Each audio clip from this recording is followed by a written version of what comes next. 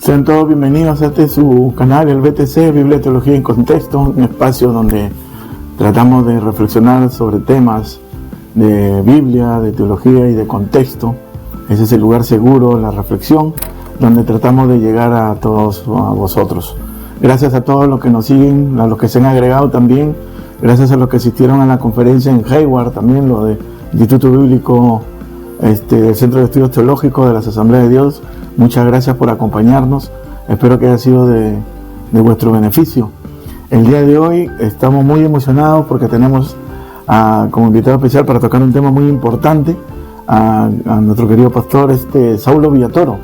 Pastor Saulo es licenciado en Teología, licenciado en Biología, ha escrito una enciclopedia una enciclopedia ilustrada que se llama El árbol que Dios plantó, ¿no? Ya lo pueden encontrar en Amazon, pastor, ¿verdad?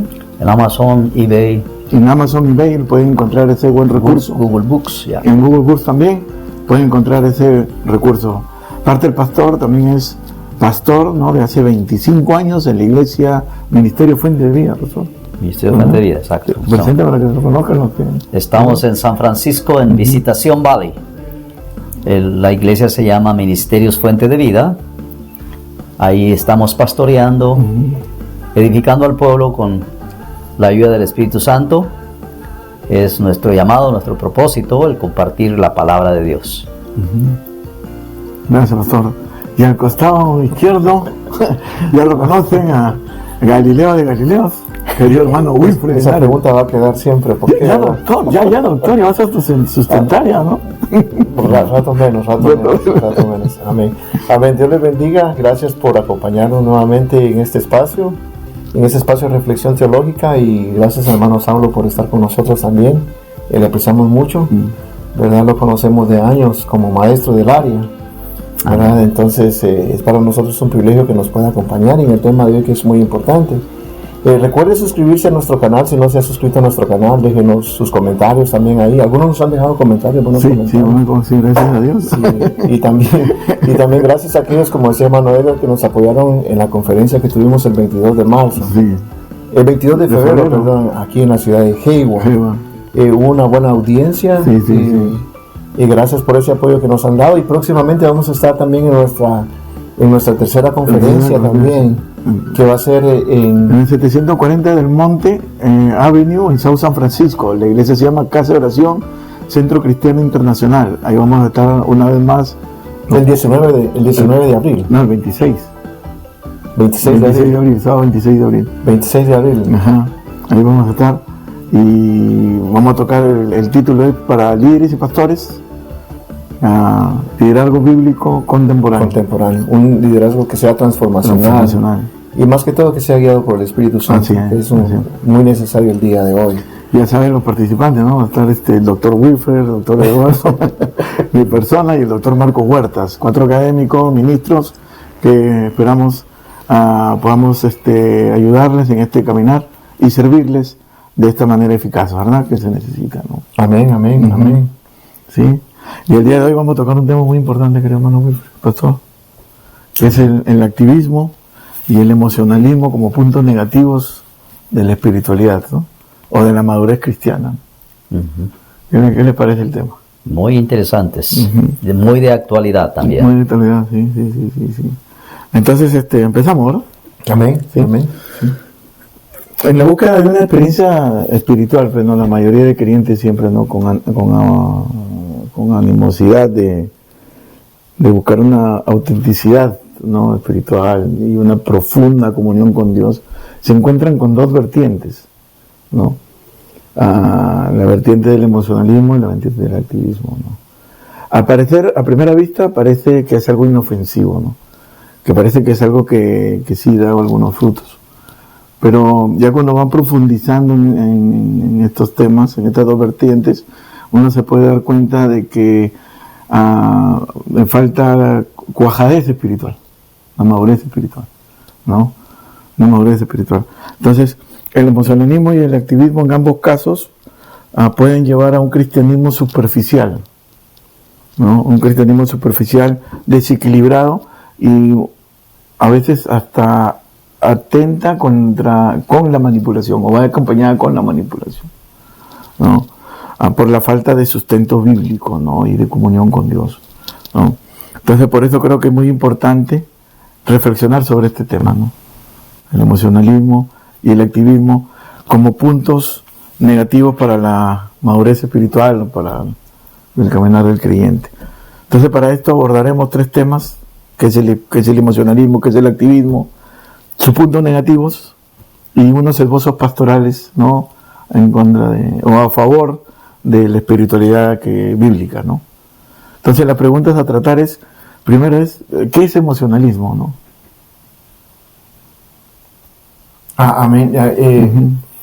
Bueno, yo considero que habría primero que ver que el ser humano es un ser emocional, ¿verdad? No podemos negar que hay emociones. Dios nos ha creado con emociones, pero lo que nosotros tenemos que ver es que las emociones no vayan a controlar cuál va a ser el resultado de nuestras acciones, ¿verdad? Que nosotros no tenemos que actuar solo por emociones, porque las emociones son importantes, no podemos dejarlas afuera completamente, la alegría, la risa, la tristeza, todas esas características que son hasta cierto punto subjetivas en la vida del ser humano, pero que se manifiestan y que no se pueden negar, están presentes, ¿verdad? Entonces, cuando hablamos del emocionalismo, ¿verdad? Y lo vemos desde el punto de vista bíblico, nosotros tenemos que prestar como atención a la experiencia que la persona tiene a través de las emociones.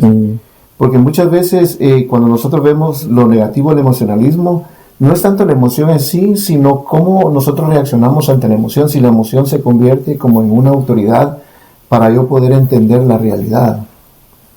Si yo entiendo la realidad desde la emoción, entonces el emocionalismo, entonces se convierte en un emocionalismo, y ahí es donde nosotros comenzamos a correr peligro. ¿Verdad? Lo que nosotros usualmente decimos muchas veces en la iglesia, ¿no? Y ya es coloquial en nuestro lenguaje: ¿cuánto sienten la presencia de Dios? Es un emocionalismo que nosotros le hemos usado por mucho tiempo para determinar el estado de ánimo de la iglesia en ese momento, ¿no? Ahora, cuando nosotros no tenemos cuidado, o cuando nosotros no entendemos cómo la emoción, ¿verdad?, se manifiesta en nuestra vida, y nosotros decimos yo no siento nada, entonces ahí está el peligro, porque alguien puede llegar a la iglesia y no sentir nada y decir Dios no estuvo presente hoy, o culparse a sí mismo: no pude sentir la presencia de Dios porque no lloré, porque no reí, porque no grité, porque no sentí nada, ¿verdad? Entonces ahí son esos puntos. Aunque hay una emoción porque nos causa alegría estar en la casa de Dios, no significa que esa alegría vaya a determinar la presencia de Dios. Entonces, cuando la emoción se convierte como en un punto autoritativo para dictaminar una realidad, entonces ahí es donde nosotros podemos correr el peligro. Entonces, el emocionalismo yo lo veo así, como una emoción que dicta algo, una realidad en mi vida, y eso va a determinar esa realidad. ¿Verdad? Desde el punto de vista pastoral, por ejemplo, quizá el ministro no puede controlar el emocionalismo de las personas, pero sí lo puede controlar la promoción. Entonces, por ejemplo, no sé si sea un estilo o más bien un objetivo, pero el predicador tiene 2 caminos. Uno, apelar a la emoción, y el otro, apelar al intelecto. Si vemos los principales ejemplos de la Biblia, Jesús y Pablo, como predicadores, ellos muy rara vez apelaban a la emoción, siempre apelaban al intelecto. Jesús, hasta el día de hoy, con sus palabras nos hace pensar. De hecho, Jesús no desarrolló su método o su metodología de enseñanza, sino que la tomó de los griegos. Los griegos en la academia no le decían o no le enseñaban las verdades a sus discípulos, sino los ayudaban a llegar a la verdad. Entonces, eso es lo que Jesús hace. No es que Él no deposite verdades, pero más bien Él motiva, apelando al intelecto, a sus oyentes a llegar a la verdad, porque cuando llegamos a la verdad, difícilmente alguien nos puede hacer tambalear. Pero cuando sencillamente se deposita la verdad en nosotros, llega el momento en que pueda considerarse esa verdad como algo una verdad relativa, no la verdad absoluta, que es lo que nosotros debemos de creer en la palabra. Y por supuesto el apóstol Pablo, si lo comparamos a él con Apolos, porque en la iglesia de Corinto había una división. Dice, yo soy de Pablo, yo soy de Apolos, yo soy de Pedro. Entonces Pablo dice, pero ni Apolos ni yo fuimos crucificados por ustedes. ¿Cuál era la diferencia de Pablo y Apolos? Apolos era un pico de oro.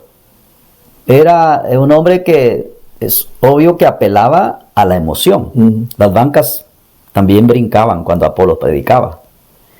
Lo de Pablo era un poquito más tedioso. Los euticos se dormían porque Pablo no solamente era muy profundo, sino que muy prolongado, ¿verdad? Pero ¿quién recuerda las enseñanzas de Apolos hoy en día?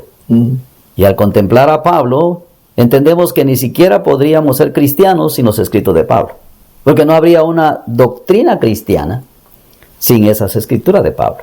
Jesús no desarrolló una doctrina cristiana, la desarrolló a través de Pablo. Entonces, el emocionalismo tiene este problema, que aunque es inevitable, tenemos que entender que el resultado es muy frágil. Es como el Señor lo dijo. Es cuando la semilla del Evangelio cae junto a las piedras. Por no tener raíz, no es fructífero. Entonces, cuando apelamos a la emoción, pues damos un pataleo, hablamos lenguas y le arengamos al pueblo. ¿Quién vive? Y a su nombre. Bueno, todas esas estrategias son apelando a la emoción. Y por supuesto, nuestro mensaje para ser dinámico también tiene que apelar a las emociones. Pero, como decía el hermano, no debe ser la premisa de lo que somos, de lo que hacemos, de lo que proyectamos. Es obvio que somos gente de emociones. Y el cristiano, más que cualquier otra persona, y más particularmente el cristiano pentecostal. ¿Por qué? Porque el Señor dijo, yo les voy a quitar el corazón de piedra y les pondré un corazón de carne, o sea, un corazón con emociones. Ahora, lo que hace el Espíritu es canalizar nuestras emociones para que sean, diríamos, de beneficio. Pero otra vez, si bien hay lugar para las emociones, debemos dar lugar a las emociones. No puede basarse nuestra teología, no puede basarse nuestro culto, nuestra liturgia solamente en eso. Esta es nuestra interpretación. Exacto, porque si bien es una parte necesaria, no debe ser la parte más importante, porque lo que verdaderamente va a permanecer en la proyección del Evangelio es eso, cuando se apela al intelecto, cuando la persona es invitada a pensar, a razonar, porque inclusive en la alabanza, algunos son muy poéticos y muy románticos, dicen que los pajaritos cantan al Señor. Yo particularmente pienso que Dios no aceptaría la alabanza de los pajaritos, ¿verdad? Porque el rey David, el máximo adorador que Dios ha tenido entre los seres humanos, él decía que hay que alabar a Dios con inteligencia, ¿verdad? Que hay que razonar lo que estamos haciendo.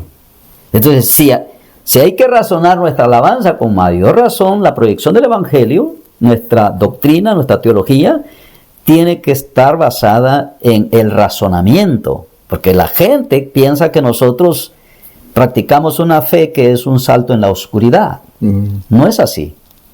Nosotros razonamos nuestra fe. Un ejemplo de lo que usted está hablando es y concuerdo mucho con usted, ¿no? Es el hijo pródigo, ¿no? El hijo pródigo dijo que entró en sí, o sea, reflexionó su condición. Y después, ese entró en sí, esa reflexión lo hizo accionar sus emociones, ¿no? Y fue el padre. ¿No? Entonces, el problema del emocionalismo, bueno, pues no estamos hablando por ejemplo, ¿qué es el emocionalismo? ¿No? Sí. Es el énfasis en emociones antes que en la verdad. No, ese es el énfasis en las emociones antes que en la verdad. Es la búsqueda de experiencias antes que la búsqueda de Jesús en la palabra o en la comunión con Dios, ¿no?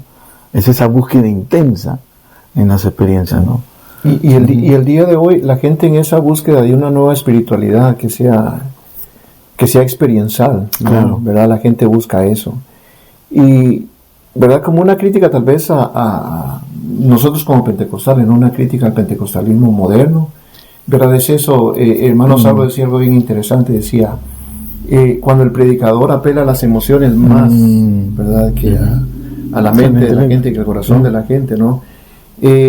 Usualmente los mensajes van a estar basados solamente en frases caché, frases que la gente pueda... Y la gente solo se recuerda de frases, pero no se recuerda de un fundamento, ¿verdad? Entonces ahí es donde corremos el peligro. Dejamos que la emoción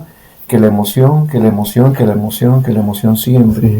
Sí, y algunos, lamentablemente, algunos como maestros, predicadores, nosotros corremos el peligro de que para esperar la respuesta del público tenemos que decir frases que la gente aplauda, que la gente diga amén.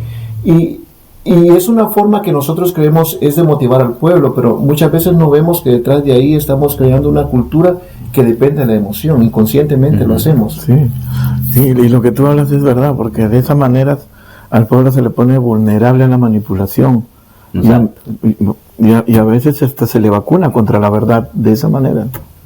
Ya no toleran una enseñanza cuajada, porque esperan emocionarse, esperan llorarse, esperan todas esas emociones que hay, ¿no? Detrás de todo lo que tú estás diciendo. Una respuesta a esa manipulación es el hecho de que se limita la manifestación de Dios. Y el ejemplo clásico, el más conocido, y el clásico, es la experiencia del profeta Elías. Porque él esperaba la manifestación de Dios, pero no apareció en el terremoto, Claro. no apareció en el viento recio, no apareció en el fuego, claro. sino en un silbo apacible.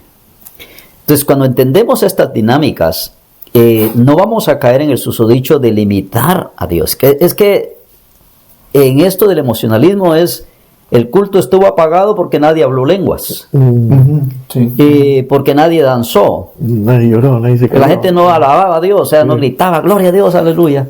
Pero eso es limitar a Dios. Dios se manifiesta como Él quiere.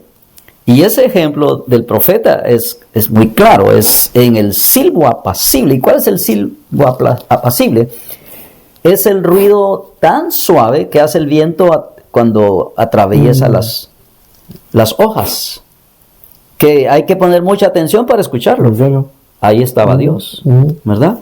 En el caso de Moisés, la manifestación de Dios fue a través de demostraciones del portento de Dios. Las rocas volaban cuando Dios las tocaba con el pie, supuestamente, ¿no? Y Moisés tuvo miedo, ¿verdad? Pero la experiencia de un hombre que es levantado en un carro de fuego, el otro que ve un terremoto, otros que ven fuego, el otro que es un viento huracanado, y los 120 que es un viento recio. Y es algo interesante detenerse a leer ese pasaje, porque dice que era un viento que vino del cielo. O sea, no era un viento común y corriente. Y las ventanas estaban cerradas, las puertas cerradas, el viento atravesó todo aquello. Y luego se repartieron como lenguas de fuego. Pero eso no debe ser, diríamos, un patrón establecido, que si no hay ese viento, que si no hay ese fuego, no hubo presencia de Dios, porque eso es limitar a Dios. Y eso es lo que produce el emocionalismo, porque nos habituamos, nos acondicionamos a ciertas manifestaciones que Dios se manifestó dándole restauración a alguien que tenía problemas de salud mental, por ejemplo, que estaba preocupado, estaba muy triste, estaba deprimido, y Dios lo tocó y aquella persona fue liberada. Pero la gente dice, pues nadie habló lenguas, nadie danzó, Dios no se manifestó en el culto. Sí, pero porque el emocionalismo tiende a buscar esas manifestaciones, y entonces es cuando caemos en el susodicho de que por allá hay sanidad divina, por allá hay profecía y la gente corre a ese lugar. Se hizo vulnerable a la manifestación. Sí, se olvidan de que lo que el texto dice, estas señales seguirán a los que creen. No que los que creen seguirán a las señales. Pero eso es lo que el pueblo está haciendo ahora.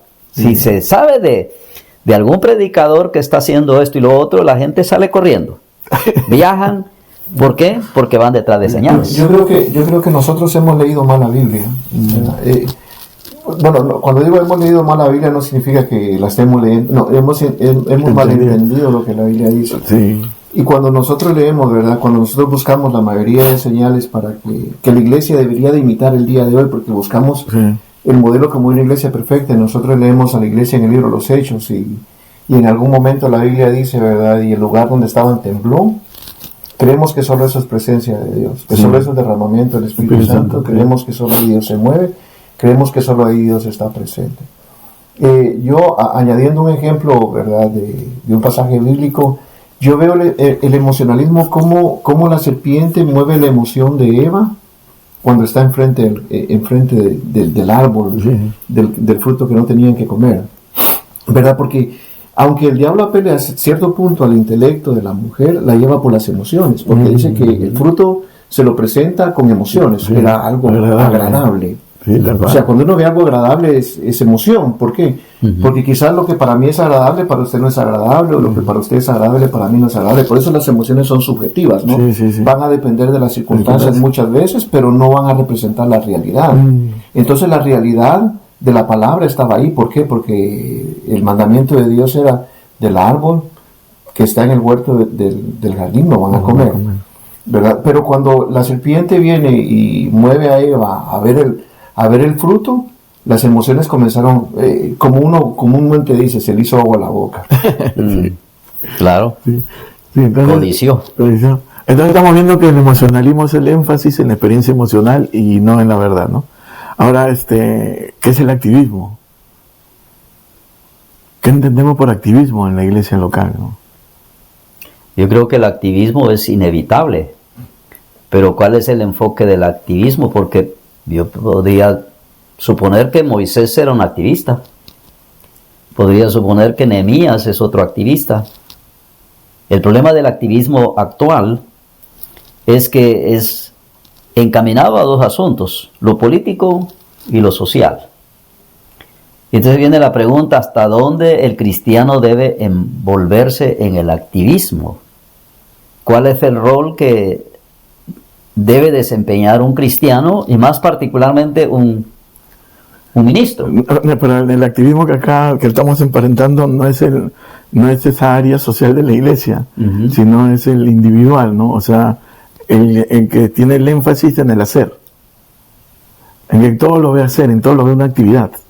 Que el creyente lo ve toda una actividad. Pensé que estaba hablando del activismo político. No, sería bueno que un día nos acompañe y hablemos de la actividad social, de luz y sal, esa dimensión política de la iglesia, ¿no? Ser luz y sal. ¿Qué le parece, pastor? Claro. Ahí ya se comprometió con nosotros. Muy interesante. Claro. Un tema muy, ya no lo puede negar. Ya no lo va a poder negar, ¿eh? Muy de actualidad. Claro. Entonces está refiriendo entonces al activismo dentro de la iglesia. Dentro de la iglesia local, es lo que dije, sí. O sea, ese es el énfasis del creyente, ¿no? Que hace que le pone más énfasis al hacer, a la actividad, ¿no?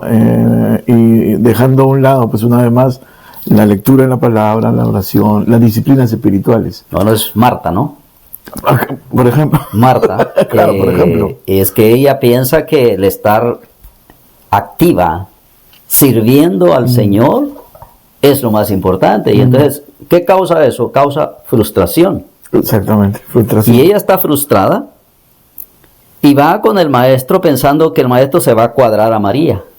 Y le va a decir, oye, María, no seas tan ingrata, no seas tan desconsiderada, ayuda a tu hermana. Pero lo que recibió la frustrada, que es Marta, es una reprimenda del Señor. Y eso es lo que el resultado, pues, del demasiado activismo, que es tan dañino como el desdén, como el no querer participar. No querer participar. Son los dos extremos. Los extremos, sí. Entonces hay un balance y Jesús lo dice claramente. Estás afanada con las cosas de este mundo. Pero las cosas de este mundo era servirle a Él. Porque eso es lo que está haciendo ella. Preparando el gallo pinto para Jesús. O el casamiento, como dicen los salvadoreños. Preparando los tacos para el Señor. Ella está sirviendo a Cristo. Cristo no descalifica la labor de Marta. Solamente hace una comparación. Porque Él dice... Ella, tu hermana, escogió la mejor parte. No que la tuya no sea buena. Pero es en la escala de prioridades. Jesús dice que lo mejor es lo que María está haciendo. Claro, porque el activismo lleva al enfriamiento espiritual, lo que nosotros llamamos. Al enfriamiento espiritual. Dejar la oración, dejar la comunión con Dios, con la palabra. Y te conviertes en un todista, quieres estar en todas. Hay iglesias, me he percatado, no vayan que este caminar ministerial, que su sketch está lleno, o sea, ¿y cuándo oras? Exacto. ¿Cuándo ayunas? ¿Cuándo proclamas ayuno congregacional, ayuno individual? Tu devoción personal. Tu devoción personal, los cultos de estudio, lo más importante, ¿no? Sí. Y todo por el activismo, ¿no? Constantemente. Entonces ahí... Y a veces ya no hay sábado que abrir, o sea, todos los sábados están topados, y ahora ¿a dónde ponemos esta actividad? Algo que puede ser chocante lo que voy a decir, pero yo nunca he estado de acuerdo con que una iglesia tenga servicio todos los días. Claro. Porque ¿dónde está el tiempo para la familia? Ese es un abuso espiritual. Sí. Sí. Pero eso lo proyectan algunos ministros como estar muy activos en el Señor y que tienen hambre, porque la iglesia primitiva dice que se reunía todos los días para partir el pan. Pero es otra connotación, en otro contexto, es otra atmósfera social, etcétera. Entonces, yo le digo a los hermanos, usted debe tener un día para usted, para recargar sus baterías, para distraerse, para divertirse, pero también tiene que tener un día para su familia, porque una vez una mujer en la iglesia, se convirtió ella, pero no el marido. Y el marido dijo que la iba a dejar. Pero antes fue a hablar con el pastor, bien enojado, y le dijo: usted me trastornó a mi esposa. Y le dice: ¿qué fue lo que pasó con su esposa? Pues ella vino acá y se convirtió. No sé qué le hizo usted, pero esa mujer ya no es la misma. Dice: antes, cuando yo llegaba a casa, ella me estaba esperando para que comiéramos juntos. A partir de haberse unido a su iglesia, lo que yo encuentro en la casa es una nota en la refrigeradora. Ahí está la comida, caliéntala, yo ando con las hermanas orando. Entonces, ese es el activismo negativo, cómo afecta a la espiritualidad, porque lo que estaba haciendo aquella mujer, según el pastor y según ella, era lo mejor, porque estaba involucrada en las cosas del Señor. Sí, pero estaba descuidando su hogar. Si Jesús hubiese estado ahí, le llama la atención a esta mujer. Le dice: atiende a tu marido. Y entonces lo que estaba haciendo esta mujer era destruyendo su hogar, dando mal testimonio. De esa manera no se iba a ganar al marido. Por una participación malentendida. La gente a veces confunde la relación con la iglesia con la relación con Dios. Exactamente. Son dos cosas diferentes. Y ahí viene el desgaste, pues, querido pastor. Y una vez me pregunto, porque cuando miro personas así con mucha actividad eclesial y poca comunión, digo: ¿y cómo hacen estas personas para el desgaste? Porque es un desgaste físico, emocional, un estrés extra. ¿Cómo harán, no? Yo creo que parte de eso es, como que estábamos hablando de la emoción, ¿no? La emoción a nosotros nos mueve como a querer estar cerca de Dios en cuanto a las emociones. Y eso nos lleva a querer hacer algo. Siempre estar haciendo algo, estar haciendo algo. Y no nos damos cuenta que se convierte como en una parte egoísta de nosotros. ¿Por qué? Porque creemos que si no estamos ocupados, podemos perder nuestra salvación, no le ponemos perlas a nuestra corona, Dios se puede enojar, podemos estar alejados de Dios. Todas esas cuestiones entran dentro de la justificación, ¿no? Entonces, ¿por qué? Porque nuestra emoción siempre nosotros queremos justificar nuestras acciones para estar cerca de Dios. ¿verdad? Entonces, cuando nosotros comenzamos a justificar nuestras acciones, vamos a encontrar que siempre necesitamos hacer algo. Entonces el activismo hasta cierto punto se convierte como en un humanismo donde yo estoy primero, ¿verdad? Porque estoy velando por mi salvación. Eso pensamos que es la forma en la que yo cuido mi salvación. Y comienza a haber una mala praxis, una mala enseñanza, comienzan a haber las emociones que comienzan a jugar ya otras cuestiones, las parejas disueltas, los hijos por un lado, porque ya no tenemos tiempo para la familia. Y de último terminamos haciendo más actividades, porque en vez de cuidar eso, comenzamos ahora a buscar como supuestamente más a Dios para que Dios cambie al hijo, para que Dios cambie al esposo. Y lo que nosotros tenemos que hacer es regresar y comenzar a tomar control de esas cuestiones, ¿no? Entonces el activismo siempre va a estar allí presente en nosotros como una forma de justificación. ¿Qué yo puedo hacer? ¿Qué yo puedo hacer? Y yo no sé, pero no sé si hermano Saulo se recuerda, pero decía antes había un dicho que decía que una mente desocupada está de Satanás, ¿no? Entonces esa mente desocupada había que estarla manteniendo ocupada en hacer algo. Estando activo.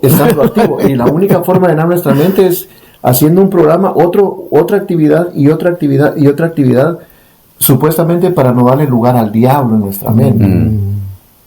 Entonces, son pensamientos que se han manejado por muchos años. Las iglesias los hemos manejado, los hemos predicado, los hemos enseñado, predicadores famosos los han traído, y nosotros no hemos sabido cómo canalizar ese tipo de pensamientos y aplicarlos a nuestra vida, que quizás el predicador no era eso lo que quería decir, pero eso fue lo que terminamos diciendo en última instancia. Se interpretó.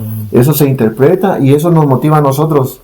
Yo vengo de una cultura donde en la iglesia se hacían servicios los 7 días de la semana. Yo era músico, ¿no? En mi tiempo también ahí en esas iglesias, y los 7 días de la semana había que tocar en la iglesia porque solo había un grupo, ¿no? No había descanso. Y claro, cuando uno está soltero no hay problema. Claro.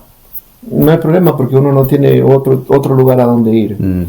¿Verdad? Y no hay problema. Pero las iglesias hay una diversidad de situaciones familiares dentro de la iglesia. Solteros, casados, mujeres solteras, hijos que los padres no están acá.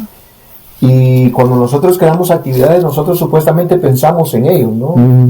Pero nosotros tenemos ese pensamiento. Todas las actividades que se hacen en la iglesia o se programan en la iglesia, nunca se hacen con una mala intención. Nunca se hace una actividad para decir, bueno, vamos a hacer esta actividad para que la gente no venga, no, al contrario, ¿verdad? Entonces, nosotros como líderes muchas veces no nos damos cuenta que al poner demasiadas actividades, supuestamente al estar teniendo cuidado y control de la iglesia, nosotros creemos que teniéndolos ocupados es el mejor lugar. No nos damos cuenta que estamos perdiendo tal vez ese ideal de querer conocer a Dios.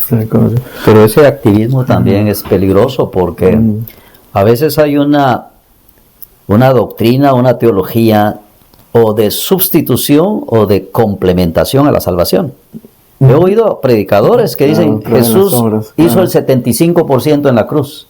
El 25% lo tengo que hacer yo. Y hasta ponen números ahí en pantallas y toda la cosa. Y eso es peligroso porque nosotros tenemos lo que se llama la práctica cristiana, nuestra cultura cristiana. Pero nunca se nos debe olvidar esto, que no hacemos estas cosas para ser salvos, sino porque somos salvos. Entonces le digo yo a algunas personas, usted se puede mantener leyendo la Biblia todos los días, eso no lo va a salvar. Puede orar todo lo que quiera, difícilmente va a orar igual que un musulmán, que los musulmanes más radicales oran 5 veces al día, sin romper esa tradición. Usted puede ir a evangelizar todos los días, eso no lo va a salvar. Usted puede ir a la iglesia todos los días y tampoco lo va a salvar, pero tiene que entender que si no hace esas cosas es porque no es salvo. Pero si las hace para ser salvo, lo único que está logrando es ofender a Dios. Porque Dios buscó en su inmensa sabiduría la manera de salvar al hombre y no la encontró.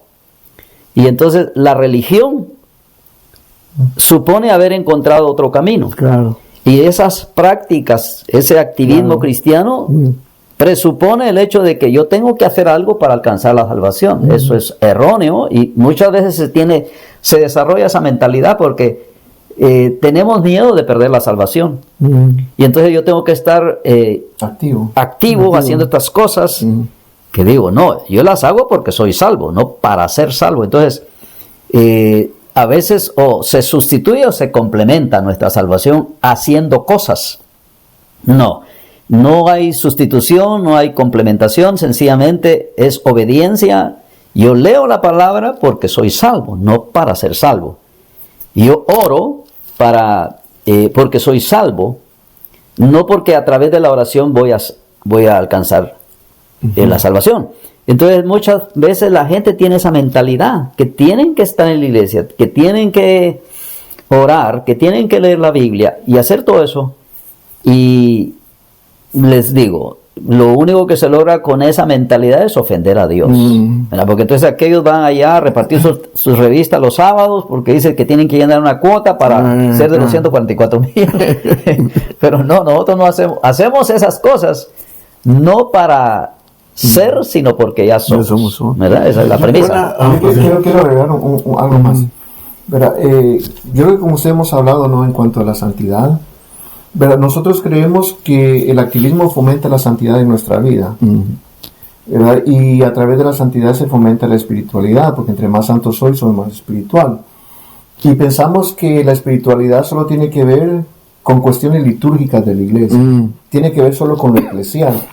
Y separamos la vida normal o la vida diaria, la vida común, de la vida eclesial. Y hacemos nosotros ahí una dicotomía, ponemos ambas.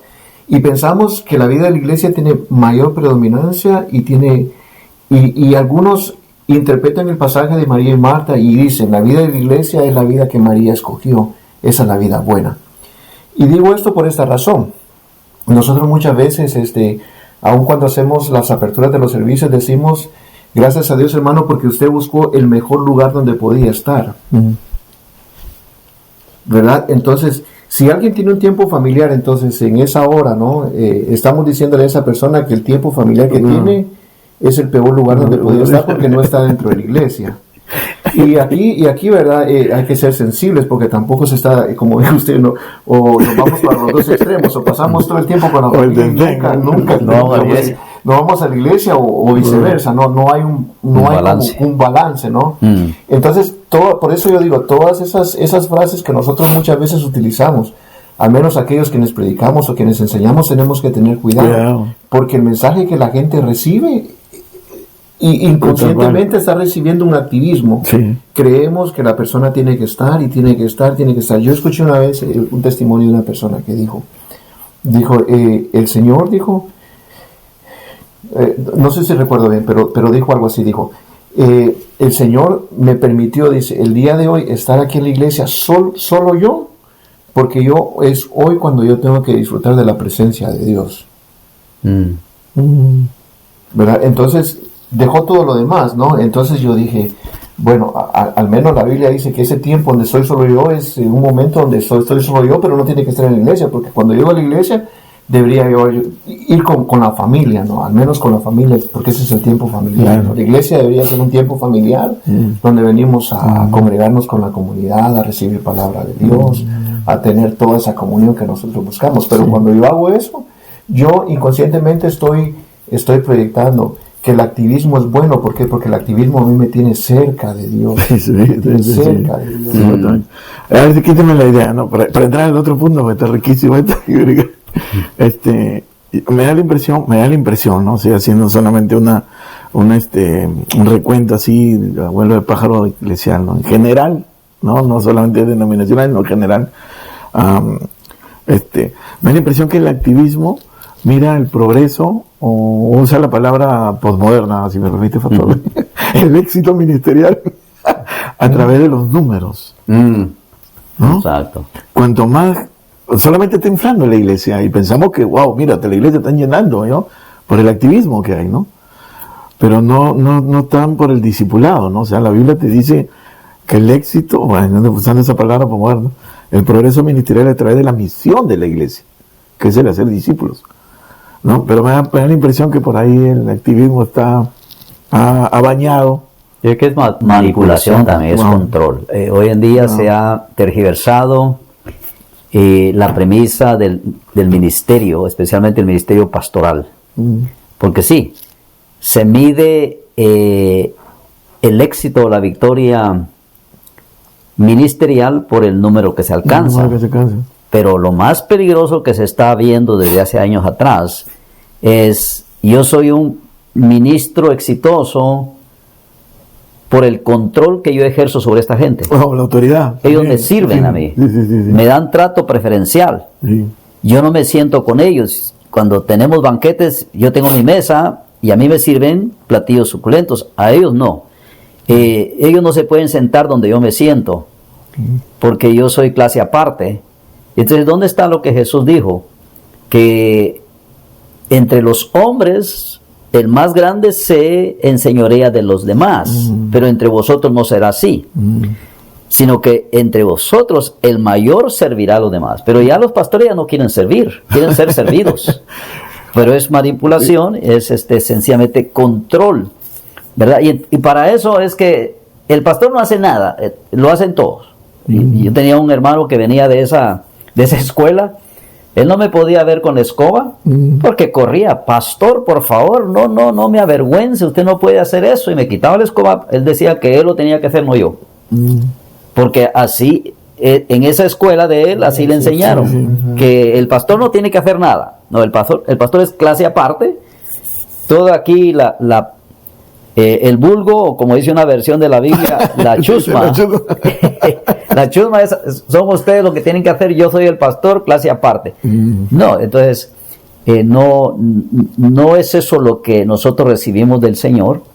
Pero hablando de esto de la participación de la gente, para que no haya confusión, desde el punto de vista pastoral es esto, que yo veo que la gente que no sirve, como dijo un flamante filósofo guatemalteco, el que no sirve, dijo.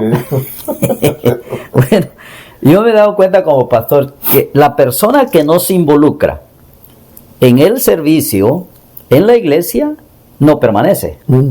Porque será sencillamente un espectador, un oyente, un visitante. Y yo se los digo, es hasta el momento en que usted desarrolla un talento, desarrolla un ministerio, que usted se considera parte de la iglesia. Y ya no es que es la iglesia del pastor Villatoro. Le digo, yo no tengo iglesia.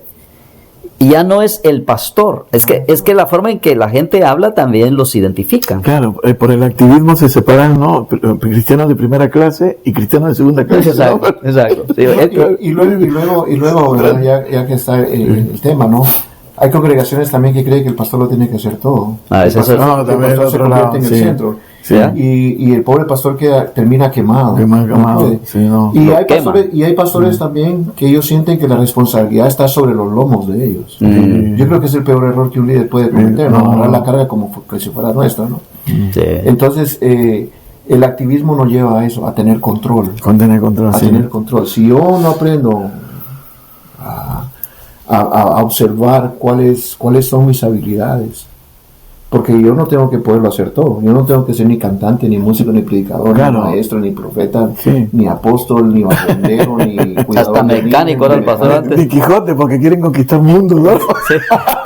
Entonces, no puedo ser todo ello, y tampoco yo debería de aprender a controlar todo. No se puede, es indudable, claro. Sí, ¿verdad? Entonces, para mí una imagen que el apóstol Pablo siempre ha presentado, a mí me ha gustado mucho, es la que él presenta en Corintios, la imagen del cuerpo. La imagen del cuerpo, sí. O sea, no todos tienen que hacer lo mismo, y no porque alguien no haga lo que yo hago significa de que hace menos o hace más, o yo tengo que juzgarlo, tengo que fijarme en lo que hace, sino que dice la Biblia claramente que el Espíritu Santo ha dado a cada uno conforme a la medida que él ha querido poner en cada uno. En Colosenses 4 pues nos habla pues, del 7 al 16, 17, ahí en su casa lo leen. El apóstol Pablo estaba en la cárcel y él pone una lista de colaboradores, ¿no? Bueno, lógico, él no podía ir a ministrar a otras iglesias, pero manda pastores, a Artriaco, a y a otros colaboradores, Demas, Justo, el justo, Jesús el justo, y todos ellos, los ninfas. Y hay gente buena y hay gente mala dentro de los que ellos. Demas, por ejemplo, Demas, bueno, mira, a todos le da un piropo, estaba haciendo el estudio, ¿no? A todos le da un piropo, ¿no? Al Estriaco, mi gran amigo del fiel, Demas, Justo, ¿no? Fieles colaboradores. Fieles colaboradores, y después ponen, y Demas. Punto, no le ponen piropo. Era uno que se había enfriado, mucha actividad. Hay un dilema en el pastorado, ¿no? En esto de involucrar a la gente a activar. Es que si el pastor delega mucho, es criticado porque él no quiere hacer nada. Si el pastor no delega, lo critican porque él lo quiere hacer todo y no deja que el pueblo desarrolle sus habilidades, sus talentos. Pero en todo caso, en todo lo que estamos hablando aquí, hay extremos. Y hay un balance. Yo creo que... Esos son los celosos que vamos a hablar en el tercer punto. Exacto. Claro. Porque es que no se puede ser demasiado activo y tampoco se puede ser demasiado indiferente. Entonces la iglesia no marcha. Exacto. Entonces hay que activar en una medida prudente, ¿verdad? Porque alguien tiene que hacerlo. El pastor no lo puede hacer todo. El pastor no puede administrar, ministrar y servir a los hermanos y hacer las visitas y etcétera.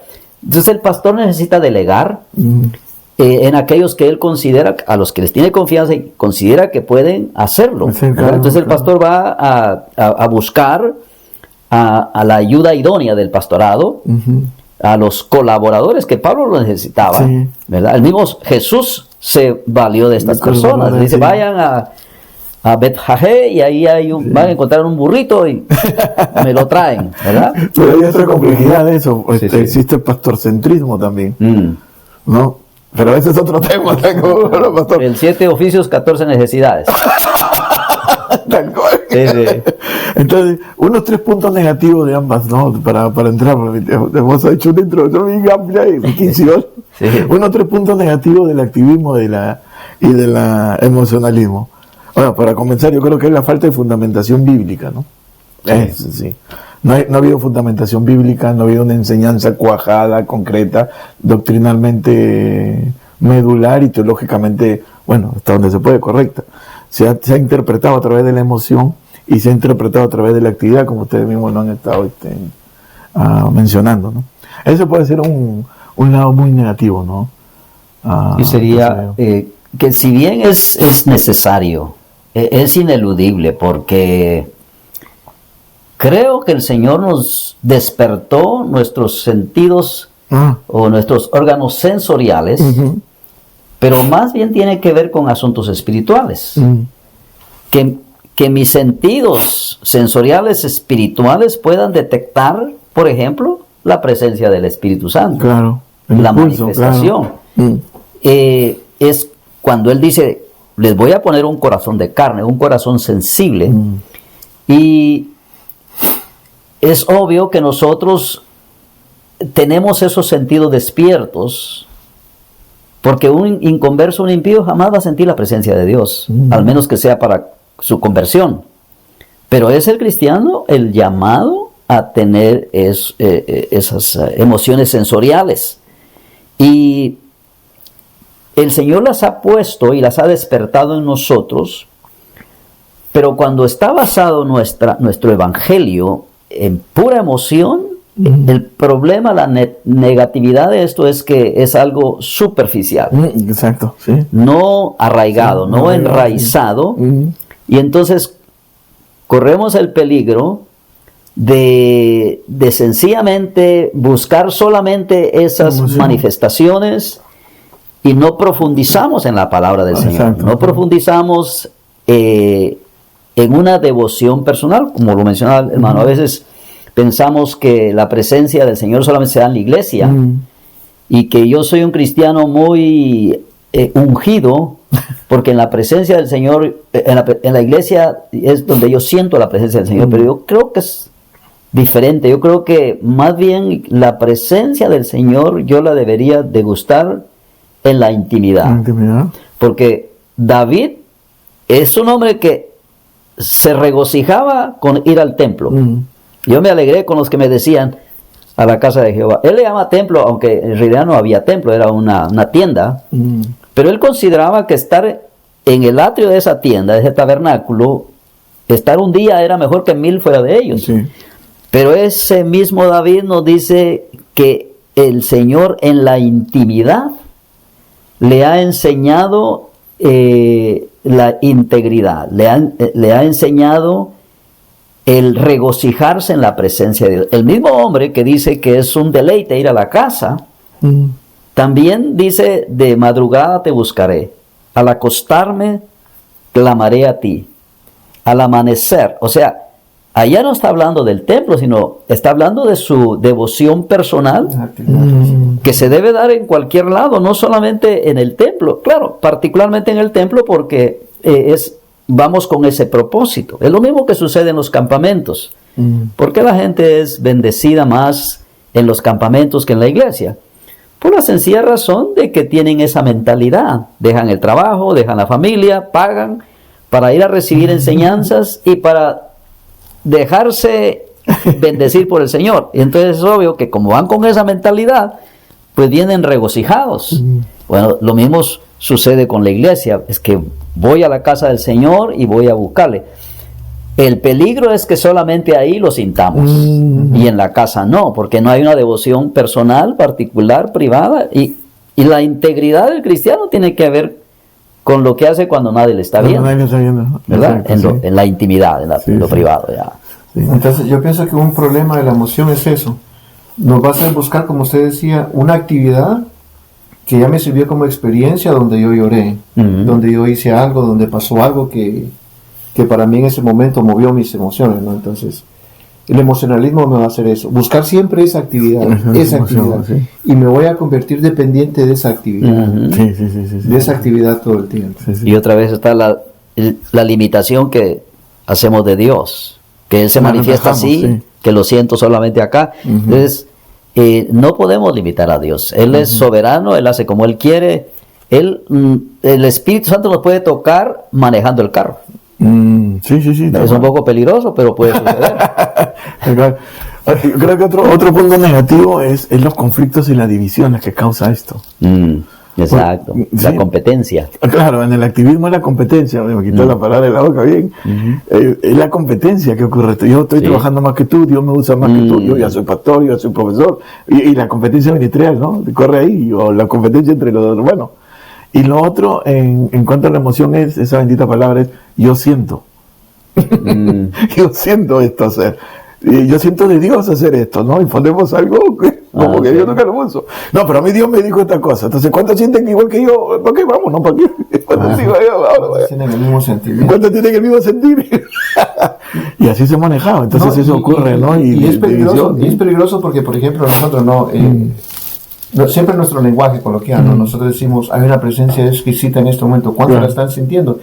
Y alguien por ahí que está con problemas queriendo sentir algo de Dios y no siente nada, queda frustrado, causa frustración. O sea, y son lenguajes que nosotros siempre utilizamos. Yo sé que tal vez va a ser imposible eliminarlos, pero al menos sí sería bueno que nosotros como cristianos aprendiéramos a explicarle a la gente que si en un momento determinado no siente la misma emoción que otro está sintiendo, no significa que por eso, porque casi siempre se achaca, si usted no siente nada, tiene que analizarse, tiene que examinarse a ver por qué no siente, y usualmente la persona termina buscando pecados dentro de su vida y pidiéndole perdón al Señor por pecados ocultos. Dice, el Señor, no te fallé y no sé ni dónde te fallé, pero me estás castigando por algo que ni siquiera sé, ¿verdad? Y Dios no es así, Dios no es injusto. Entonces, nuevamente, como decimos, ese emocionalismo nosotros nos hace perder el derecho que tenemos en Cristo de la salvación, ¿verdad? Y lo digo con cuidado, ¿no? El derecho en Cristo, porque si digo el derecho, no, entonces parecería como que Dios está obligado a salvarme, ¿no? Pero el derecho que he adquirido en Cristo Jesús, porque Él muere por mí, la salvación ya no depende de mi emoción, de lo que yo sienta, lo que haga, ya no, de lo que Cristo dice, exacto, tal cual. Hay una manipulación en eso también cuando, por ejemplo, alguien...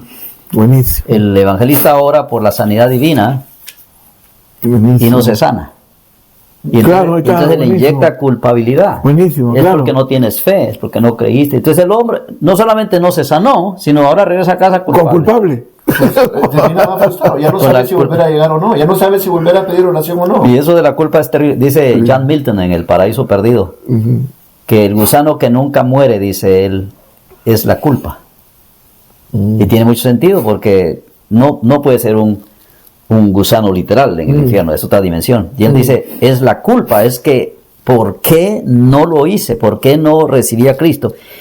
Y será un gusano que nunca muere. Pero a veces nosotros, sin estar en el infierno, ya le estamos sembrando culpabilidad a la gente. Wow. Es que usted no tiene fe. Por la emoción. Y entonces, pero es una forma de manipulación. Por la emoción abre una puerta peligrosísima. No, pues como lo están ilustrando, es un flagelo, autoflagelo. Ya, claro. Es la iglesia tradicional por eso se flagela, ¿no? Ya. Es porque autocastigo. Autocastigo, claro. Hay que sentir algo, o sea, hay que sentir algo. Hay que sentir algo, hay que hacer algo. Pero eso falta de madurez porque, claro, si ya entiendo esto de las emociones exacerbadas, si ya las entiendo, yo tengo que ser un cristiano maduro. Es que yo no tengo que sentir para creer, yo no tengo que experimentar, porque es como el cristiano que lee noticias que dice que un gallo en Puerto Rico está cantando Cristo viene, señal de que Cristo viene, y otro dice es que una gallina puso un huevo y ahí decía, un poquito difícil de leer, pero decía Cristo viene. Eso es apelar a la emoción, a los sentimientos. En primer lugar, esa no es una señal bíblica.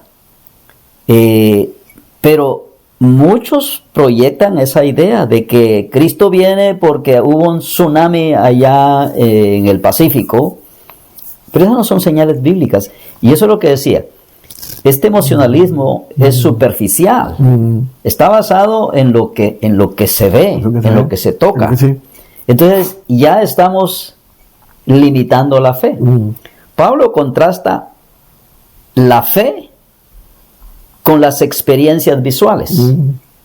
Entonces dice, por fe andamos y no por vista. El emocionalismo reta, invita y provoca que la gente tenga que ver para creer, como Tomás. Entonces, pero cuando nosotros estamos bien fundamentados en la palabra, si esas experiencias sensoriales se dan, gloria a Dios. Pero si no se dan, igualmente gloria a Dios. Es que la realización de la presencia de Dios es hermoso sentirla, y Dios nos ha dado esa capacidad. Pero Él va a estar ahí independientemente de que lo sintamos. Nuestros sentidos no lo registran, pero tengo que creer porque la palabra lo dice, que Él está ahí, ¿verdad? Ahora, independientemente de que lo sienta o no, pero por supuesto, si la siento, eso es maravilloso. Pero no porque no sentí nada, entonces el culto no estuvo visitado por Dios, el Espíritu no estuvo acá. No, es que no tengo que sentir. Y eso es a donde nos lleva el emocionalismo, es a las experiencias visuales. Por eso la religión como tal promueve eso. El líder religioso no se debe vestir como el resto de la gente. Él se debe vestir de una manera extravagante, porque tiene que darse el adorador, el miembro de esa liturgia, es impresionado. Ahí está. Sí, porque viene el hombre de Dios y mire cómo se viste, es que dan ganas hasta de postrarse delante de él. Ponerle su corona. Sí, la corona esa de Burger King, hay que ponerle. El mismo Alejandro el Grande, cuando él llegó a Jerusalén, los judíos sabían que eran pan comido para Alejandro. Y dijeron, no podemos poner resistencia porque este hombre nos va a deshacer. Y el sumo sacerdote tuvo una idea. Dice que vistió a todos los levitas con sus trajes ceremoniales. Y es una tribu. Entonces puso en todo el camino a un lado los levitas, el otro lado los levitas. Era algo maravilloso. La forma en que estaban vestidos y con ramos ahí de palmas y todo. Y ahí entró Alejandro con sus 4 generales. Y al final está el sumo sacerdote. Con sus regias galas, con el efod y las 12 piedras preciosas, con la mitra de oro, santidad, Jehová. Eso era espectacular. Y se provocó la emoción de Alejandro. Entonces Alejandro se baja del caballo, se acerca al sumo sacerdote y le dobla la rodilla. Uno de los generales dice, Señor, ¿qué hace? Estos hombres van a ser nuestros esclavos dentro de pocos minutos. ¿Por qué usted se inclina delante de él? Y Alejandro le dijo, es que no me estoy inclinando delante de él. Me estoy inclinando delante del Dios al que él sirve. Porque si él se viste así, ¿qué clase de Dios será? Bueno, eso es lo que el sumo sacerdote buscaba. Impresionar a Alejandro, y lo logró. Pero ¿cómo lo impresionó? No con un discurso, no con oratoria, no con regalos de oro y plata, no. Con algo visual. Sí, con la apariencia. Y eso es lo que hacen los religiosos. ¿Se recuerdan ustedes de Robert Schuller? Robert Schuller. ¿Cómo se vestía, no? Se vestía, sí. De una forma espectacular. Sí. Porque se busca eso, impresionar, estimular los sentidos, apelar al emocionalismo. Sí, tal cual. Pero eso es superficial, otra vez. Sí. Ya. Ok, y el último punto fue, hacemos unos puntos, unos 3 puntos sobre qué propuestas pastorales podemos dar, pues, ¿no? Para acá nuestros oyentes, para tener un equilibrio, ¿no? Y no caer en el activismo ni en el emocionalismo que hemos estado poniendo sobre el tapete, ¿no? Yo diría que con respecto al emocionalismo le diría a la gente que no actúen como piedras, que sean sensibles a las manifestaciones del Señor, pero por otro lado no hay que buscar de forma desmedida eso. Eso no es el meollo de lo que somos, pero tampoco debemos descartarlo, ¿verdad? Somos gente de emociones. Y como lo dije al principio, especialmente la iglesia pentecostal es dada a esas explosiones emocionales. No es malo. El malo es hacer el énfasis en eso, ¿verdad? Cuando ya se desarrolla un ministerio basado, por ejemplo, en esas emociones, en el hablar en lenguas o en la sanidad divina, estamos desviando. Porque el énfasis de nuestro ministerio debe ser la palabra de Dios. Es predicar el evangelio. La orden de Jesús fue ir y hacer discípulos de las naciones. Entonces, lo demás pueden ser herramientas, pero todo eso tiene que ser secundario. Entonces, debemos ser sensibles. Sí, debemos de serlo, porque somos gente de emociones, ¿verdad? Pero no porque no sentimos, entonces ya no sucedió que Dios está ahí. No, Dios está siempre con nosotros, al menos que haya pecado, ¿no? Que estemos ofreciendo fuego extraño, carne en nuestras ofrendas. Pero si no es así, si no hay una abierta herejía, un pecado abierto, pues Dios estará ahí en nuestras reuniones, lo prometió Él, y entonces, independientemente de que la gente lo sienta, ¿verdad? Entonces, en todo, otra vez, el balance es necesario. No hay que descartar algo, pero tampoco hay que poner demasiado énfasis en eso. No se puede decir, no, yo no soy dado a las emociones. Yo asistí a una iglesia donde había un diácono que así le decíamos, el diácono piedra. Ese no manifestaba ninguna emoción, nada más emoción de enojo y de regaño. Siempre nos andaba regañando a los jóvenes. Y entonces le pusimos el diácono piedra. Pero no debe ser así, pues no somos de piedra, somos de carne. Y debemos tener libertad de manifestar nuestro gozo, nuestra alegría, nuestras emociones, ¿verdad? Sin caer en el extremo, porque es que no es la emoción, es el emocionalismo, es el extremo. Y es hacer una cultura de ello, es prácticamente hacer una religión de ello. Ese extremo es lo que nos va a hacer sencillamente cristianos superficiales. Sí, eso es lo que ha activado por la posmodernidad. Una religión de las emociones. Sí. Mi esbozo pastoral, creo que es muy sencillo, es priorizar la comunión con Dios, o sea, a través de las disciplinas espirituales. La oración, el ayuno, el estudio de la palabra, ¿no? El vínculo, el amor fraternal entre creyentes. Y lo otro, una vez más, la palabra siempre, ¿no? La enseñanza de la Escritura. ¿no? Con todo su énfasis, con toda su fuerza, ¿no? Con todo su contexto histórico, cultural, narrativo, ¿no? Alejándome, lógico, del emocionalismo y el activismo, ¿no? Yo creo que ese sería mi esbozo, para dar un equilibrio a la congregación, ¿no? De emociones y actividades. Yo pienso que como yo he logrado, al menos yo considero, ¿verdad? Controlar las emociones es que no sirvan de fundamento. Que no porque hoy lloré o porque hoy hablé lenguas o porque hoy salté, eso se convierta como en la doctrina que yo tengo para que mueva mi vida como cristiano. ¿Verdad? No va a depender de ahí porque quizás van a llegar momentos donde voy a ir a la iglesia enojado.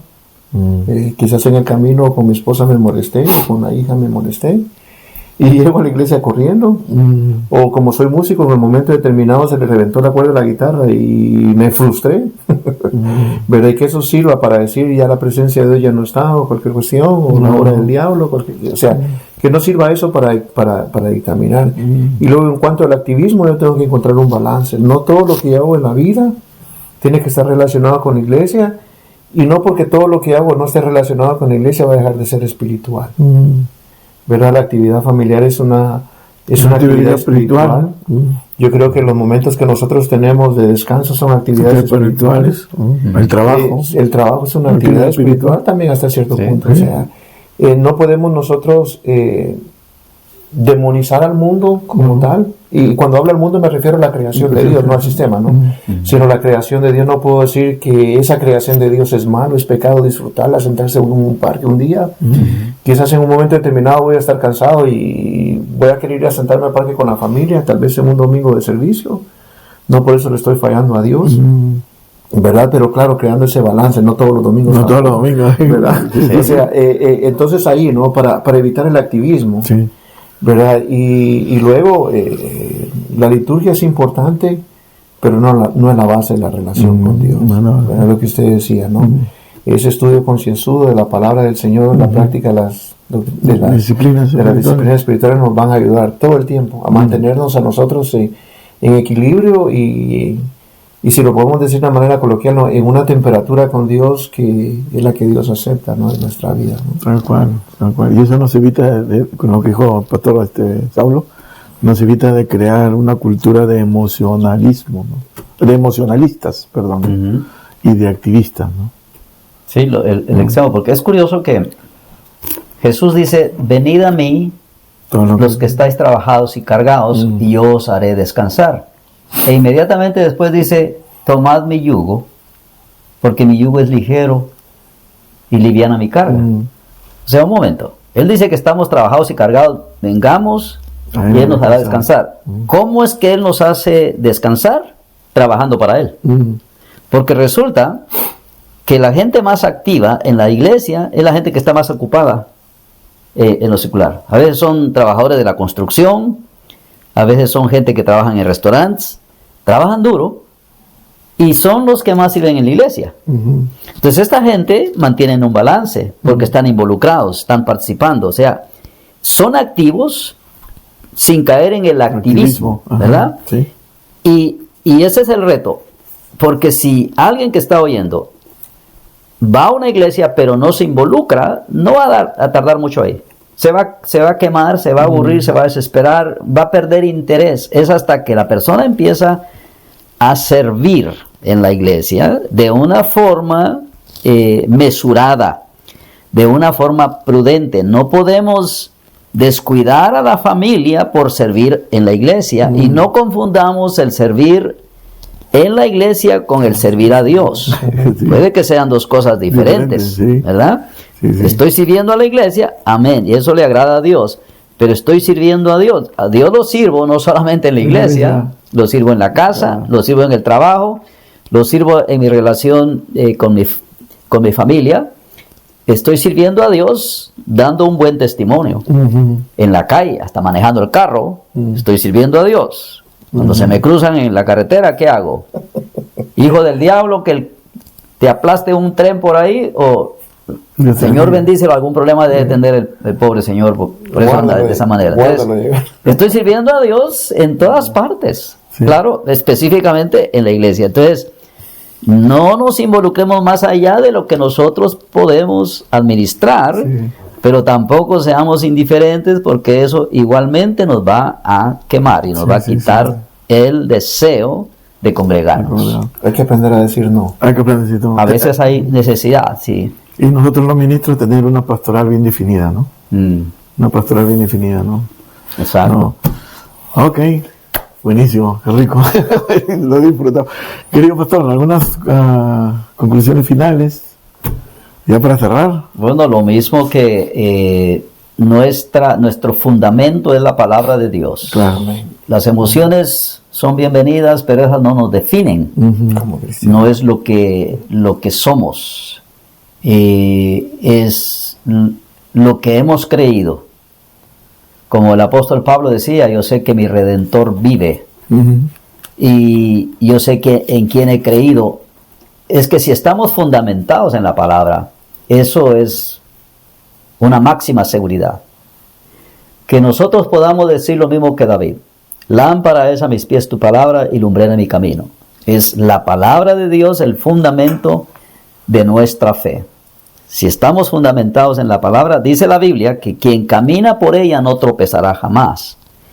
Y debemos involucrarnos de una manera mesurada.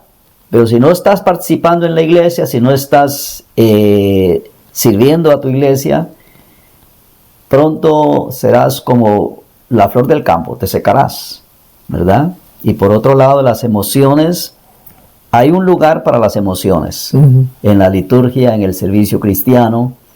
Por supuesto que sí, las emociones las puso Dios en nosotros, pero así como nos dio las emociones, nos dio la capacidad de administrarlas. Las emociones no me deben de controlar a mí, yo debo controlar a mis emociones. Eso se llama dominio propio. Gracias, querido pastor. Querido hermano Wilfred. Amén. Sí, no, haciéndole la invitación a todos para que nos dejen sus comentarios y denle agradecimiento al hermano Saulo por estar con nosotros. Amén, gloria a Dios. ¿Cómo se dice? Ya se comprometió. Ya se comprometió, ¿no? Para hablar de la iglesia y su dimensión política como tal y como luz. El otro tipo de activismo. Sí. Muy controversial, sí. Entonces, gracias por estar con nosotros. Suscríbase a nuestro canal. Recuerde nuestra próxima conferencia el 26 de abril en la iglesia Casa de Oración. Casa de Oración. En San Francisco. ¿Verdad? Manuel. Bueno, ya para concluir solamente, ¿no? Un verso final es Hebreos 11:1, ¿no? Es pues la fe, la certeza de lo que se espera, la convicción de lo que no se ve. ¿Ok? Con ese, creo, versículo podemos terminar esta bella charla. Espero que este podcast haya sido de su agrado, que haya edificado y lo haya llevado a ese rincón seguro de lo cual hemos creado este pequeño espacio que es de la reflexión. Que Dios le bendiga. Sí, que nos dejen sus comentarios. Y si usted no está de acuerdo, déjelo con mayor razón. Claro. Su servidor Wilfred Linares. Saulo Villatoro, no solamente guarde la fe, también compártala. Y su servidor Dios Peña. Dios le bendiga. Hasta la próxima. Bendiciones.